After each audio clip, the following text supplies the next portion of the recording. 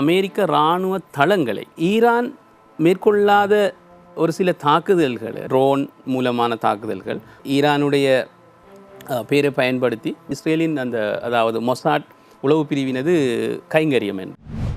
HNBF leasing குறைந்த வட்டியில் அதிக லீசிங் தொகை வழங்கும் ஒரு நாள் சேவை.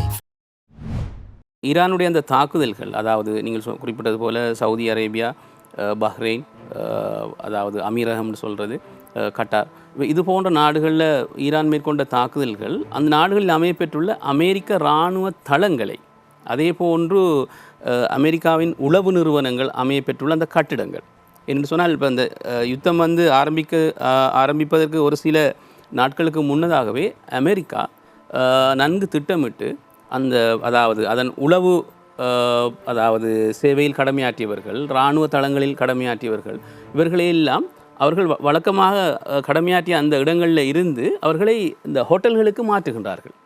ஹோட்டல்களில் போய் அவர்களை தங்க வைக்கின்றார்கள். அப்போ இந்த பின்புலத்தில் தான் ஈரான் அந்த இராணுவ தளங்களை தாக்கியதுக்கு மேலதிகமாக இந்த ஹோட்டல்களையும் தாக்கியது, இலக்காக அது கொண்டது. அதே போல் நாங்கள் பார்க்கின்றோம், ஈரான் மேற்கொள்ளாத ஒரு சில தாக்குதல்களை ஈரான் மேற்கொண்டதாகவும் அதாவது ஊடகங்களில் செய்திகள் வெளிவந்தன.